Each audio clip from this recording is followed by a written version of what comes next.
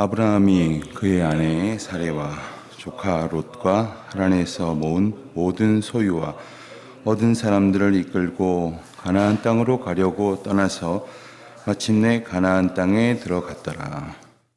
아브라함이 그 땅을 지나 세겜 땅 모래 상수리 나무에 이르니 그때에 가나안 사람이 그 땅에 거주하였더라. 여호와께서 아브라함에게 나타나 이르시되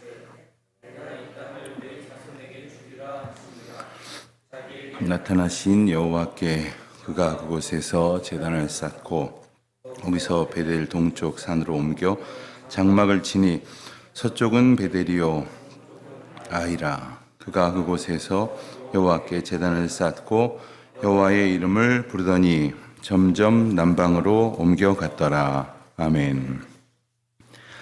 우리가 어제 그 앞부분 말씀을 주일 말씀으로 나눴습니다. 하나님께서 아브라함에게 찾아오셔서 말을 걸어오셨다, 이런 말씀을 나눴습니다. 하나님께서 우리를 찾아오셔서 말을 걸어오시는 것, 이 말을 걸어오신다는 것을 통하여 하나님과 아브라함의 관계가 시작이 됩니다.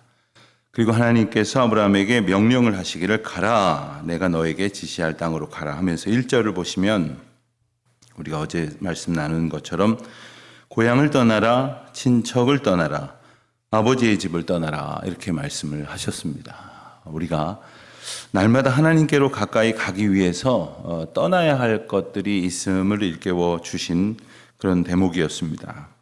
그리고 하나님께서 복을 약속하셨죠. 2절에서 우리가 보고 지나왔는데 너로 큰 민족을 이루고 복을 주어 이름을 창대하게 하리라. 그리고 결정적인 말씀을 주시는데 너는 복이 될 것이다, 이렇게 말씀을 하셨습니다. 또 3절에서 우리가 보고 지나온 것처럼 너를 축복하는 자에게 내가 복을 내리고 너를 저주하는 자에게 내가 저주하겠다. 땅의 모든 족속이 너로 말미암아 복을 얻을 것이라, 이렇게 말씀을 하셨습니다. 그리고 우리가 어제 본 것처럼 순종하는 마음으로 그는 말씀을 따라 갔다고 했습니다. 오늘 5절 말씀을 보면 아브라함이 아내 사레와 조카 롯과 하란에서 모든 소유와 얻은 사람들을 이끌고 떠났다고 했고 마침내 가나안 땅에 들어갔다고 했습니다. 이 5절 말씀의 주석을 보다 보니까 어느 목사님 설교에서 이런 표현을 본 적이 있습니다. 아브라함이 하나님께서 떠나라고 하셨으니까 그냥 아무것도 가지지 말고 단신으로 그냥 그 길을 떠났다면 어땠을까? 이런 말씀을 하시는 것이었습니다. 그 말씀에서는 사실 무슨 결론을 내렸다기보다는 그런 의문을 하나 던져주는 느낌이었는데, 혹시 여러분들은 어떻게 생각하십니까? 그냥 아브라함이 다 두고 그렇게 떠난 것이 맞는가? 저는 그 부분을 이렇게 묵상을 하면서 보니까, 자, 보십시오. 여기에 5절에 보면 그의 아내 사라가 나옵니다. 조카 롯이 나옵니다. 모든 소유와 얻은 사람들이 나옵니다. 아마도 그는 이 모든 소유 때문에 다 포기하고 떠날 것이지 하는 생각을 했을지 모르지만 사실은 그의 아내나 조카 롯이나 얻은 사람들 또한 그들의 동반자고 동역자입니다. 다시 말하면 내가 하나님의 부르심을 받아 가는 데 있어서 나와 함께하는 모든 사람들이 그 일 가운데에 함께 서도록 인도하신다는 것을 기억해야 합니다. 예컨대 우리가 하나님의 인도하심으로 거룩한 성도의 백성의 삶을 걸어가려고 하는데 우리 자녀들 향하여 야, 니네들은 니네 인생들이니까 니네들은 따라오든지 말든지 마음대로 해, 이렇게 할 수는 없는 노릇입니다. 오히려 내가 가지고 있는 모든 것들을 나와 함께 인도하시는 하나님의 은혜를 경험할 수 있을 것입니다. 하나님의 인도하심의 범주 가운데 있어야 할 것이고, 또 어떤 의미에서 볼 때는 떠나라 하신 것들과는 또 다른 의미의 하나님께서 이미 주신 은혜요 분복이요 또 하나의 나의 영역이기 때문에 그럴 것입니다. 6절을 보면 아브라함이 그 땅을 지나서 세겜 땅 모래 상수리 나무에 이르렀다고 했습니다. 여기에 세겜 땅이라는 지명이 나오고 모래라는 이름에 그리고 상수리 나무라고 하는 구체적인 정황이 나옵니다. 이 세겜이라고 하는 곳은 이때로부터 시작해서 구약 성경에 상당히 많은 곳에서 오래도록 등장을 하는 도시입니다. 성읍인데 위로는 북쪽으로는 에발산이 있고 아래로는 그리심산이 있습니다. 이 에발산과 그리심산은 하나님의 계시와 축복의 의미에 자주 등장하는 곳인데 이 에발산과 그리심산의 그 거리가 약 3km 정도 됩니다. 그 가운데에 위치한 곳이 세겜입니다. 그러니까 세겜은 산지와 산지 사이에 비교적 이렇게 계곡처럼 움푹 들어간, 그러나 산지와 산지니까 물이 모일 것이고 그 가운데에 산지와 산지로 인한 어느 정도의 외형적인 보호를 받을 만한 지역이기 때문에 사람들이 살기에 적합한 곳이었다 할 것입니다. 그곳에 상수리나무, 모래 상수리나무라는 것은 그곳에 살아가는 사람들이 마치 어떤 그 신령한 존재로 여기 가서 절을 하기도 하고, 그리고 자기의 약함을 의지하여 신 앞에서 뭔가 간구하며 살아가는 그러한 어떤 전통적인 신앙 형태를 상징적으로 의미하는 표현이라고 하겠습니다. 자, 그러니까 산과 산으로 둘러싸인 곳에 물이 있으며 사람이 살만한 곳에, 그리고 그곳에서 사람들이 모여서 어느 정도 그 종교적인 그러한 상황까지 형성한 곳에 하나님께서 인도하셨다. 그런데 문제는 그곳에 사람이 있었다는 겁니다. 자, 하나님께서 아브라함에게 이 많은 것들을 약속하셨기 때문에, 그리고 이 모든 것을 인도하셨기 때문에 어떤 곳을 주실까 하는 그 기대가 있었을지도 모르겠어요. 그런데 7절 말씀해 보니까 그때 여호와께서 아브라함에게 말씀하셨습니다. 이 땅을 내 자손에게 주리라. 이 땅을 내 자손에게 주리라. 여러분, 그 아브라함이 받은 땅은 지금 상황 가운데서 보면 그 땅에 이미 그곳에 살아가는 사람들이 있는, 누군가 차지한 자들이 있는 곳이었습니다. 우리는 흔히 생각하기를 주실 거면 아주 그냥 손쉽게, 그냥 가볍게 별 노력 없이 순종을 하고 따라왔으니까 하나님께서 주셔야 맞는 것 아니냐. 내가 주님의 길을 걸어가고 있으니까 모든 것이 형통해야 되는 것 아니냐. 어려움 겪지 말아야 되는 것 아니냐. 신학교를 다닐 때 보면 그런 분들을 많이 만났습니다. 저도 여러 가지 어려움들을 경험한 기억이 있지만 그분들의 보면은 아무것도 아닌 것 같았습니다. 한 분은 50 초반에, 그러니까 신학교에 입학하는, 신대원에 입학하는 사람들이 대부분 다 20대 중후반인 것을 감안하면 50대 초반이면 거의 부모님 뻘 되는 그 정도의 분이 한 분 오셨는데, 저희 동기로 입학을 하셨는데 서울대학 농대를 나오신 농학 박사로서 공직에 있었습니다.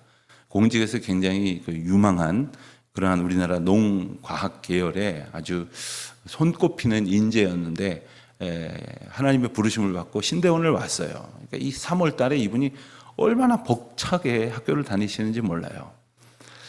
그런 거 보면 참 하나님의 인도하심에 대한 그 감격이 그분을 통해서 많은 학생들에게 이렇게 전해지게 되었던 것 같았습니다. 그런데 이분이 4월 달에 병원에 갔다가 검진을 받고 났는데 병을 얻게 되었어요. 중한 병을 얻고서는 우리 같은 기도 모임을 하고 있었던 친구들한테 매일매일 하나님 어떻게 이러실 수가 있냐고, 하나님께서 나를 이런 길로 인도하셨으면, 그리고 내 안정적인 모든 것들을 다 집어치우고 따르라 하셔서 따랐으면 정말 꽃길은 아니더라도 순탄한 길로 인도하셔야 되는 거 아니냐고, 어떻게 나한테 이러실 수 있냐고 계속 푸념을 하는데, 처음에는 안쓰럽기도 하다가 좀 시간이 지나서는 그 심각성을 몰라서 그래도 그렇지 너무 저렇게 하면 하나님 원망해도 되나? 뭐 이런 생각도 들었다가, 그렇지만 같이 정말 몇 달을 정말 열심히 함께 기도했던 기억이 납니다. 그분은 그때 이제 병을 이기시고, 그리고 이제 몇 년을 잘 공부를 마치셔서 마침내 이제 졸업하시고 목사 안수를 받으셨는데, 그때 우리 같은 신학의 길에서 만난 그 친구들이 가졌던 고민이 그것이었습니다. 하나님이 우리를 인도하신다면 정말 남들이 부러워할 만한 좋은 길이어야 될 것은 아닌가 하는 인간적인 생각을 깨트리게 하시는 하나님의 놀라우신 은혜가 있었다는 것이죠. 중요한 것은 그곳에 사람이 아무리 많고 경쟁자들이 있고 그곳에 가서 또 다른 굉장한 어려움을 겪게 된다 할지라도 아브라함에게 약속하셨던 것처럼 내가 너와 함께하여 너가 복이 될 것이고 내가 너와 함께하기 때문에 너는 복의 근원이 될 것이고 내가 너와 함께할 것이기 때문에 너는 이 모든 상황을 다 이겨낼 것이다 하신 그 약속을 기억하고 붙드는 것이 중요하다 하는 것이죠.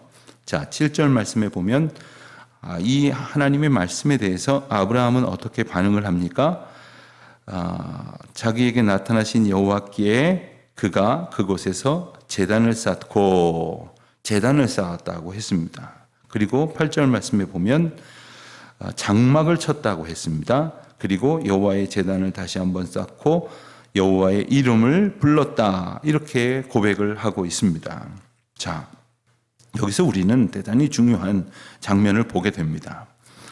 구체적으로 하나님께서 모세의 때에 이르러서 제사를 명문화하여 그들에게 규범으로 주시기 훨씬 전임에도 불구하고 지금 아브라함은 하나님 앞에 제단을 쌓고 그리고 예배를 드리는 것을 무엇인지 알고 그렇게 준행을 하고 있습니다. 그러니까 눈앞에 펼쳐진 상황은 녹록지 않습니다. 그러나 하나님께서 이곳에 머물라고 하시니까 8절 우리 상반절에 우리가 읽은 것처럼 장막을 쳤다고 했습니다. 이것은 그들이 거기에 얼마간 하나님의 인도하심을 또 하나 기다리면서 이제 머물게 되었다는 의미인데 하나님께서 그를 옮겨가는 곳마다 제단을 쌓게 하시고 옮겨가는 곳마다 예배하게 하셨다고 하는 것. 그러면서 9절에 보는 것처럼 점점 남방으로 옮겨갔더라. 그곳에서 안주한 것이 아니라 계속해서 옮겨가게 되어질 때에 그들은 계속해서 이러한 어려움들을 분명히 만났을 것입니다. 사람이 없는 황무지 같은 곳으로 간 것이 아니라 젖과 꿀이 흐르는 가나안 땅으로 인도하셨다는 것이죠. 그곳에서 분명히 어려움을 겪을지도 모르지만 많은 사람들이 경쟁 가운데 있을지도 모르지만 우리 하나님께서는 그들과 함께 해 주셨고 그리고 그들이 하나님과의 온전한 관계를 가짐으로써 바른 예배자로 하루하루를 살아가게 하셨다 하는 말씀입니다. 사랑하는 성도 여러분, 오늘 우리가 또 하루를 살고 또 한 주간을 살아야 할 우리 삶의 자리는 우리가 생각하고 기대했던 것처럼 우리가 응당 하나님의 은근한 돌보심과 기대를 바라는 것보다 훨씬 더 어렵고 고통스러울지 모릅니다. 그러나 그 가운데에 있었기에 그리고 그 가운데에서 주의 이름을 부르는 어쩌면 우리는 지금 그저 글자로 이렇게 읽어 지나가고 있는지 모르지만 모든 것을 두고 떠나온 아브라함의 입장에서는 그 현실이 너무나 절박하고 그리고 간절했을 것입니다. 고통스럽고 괴로웠을 것입니다.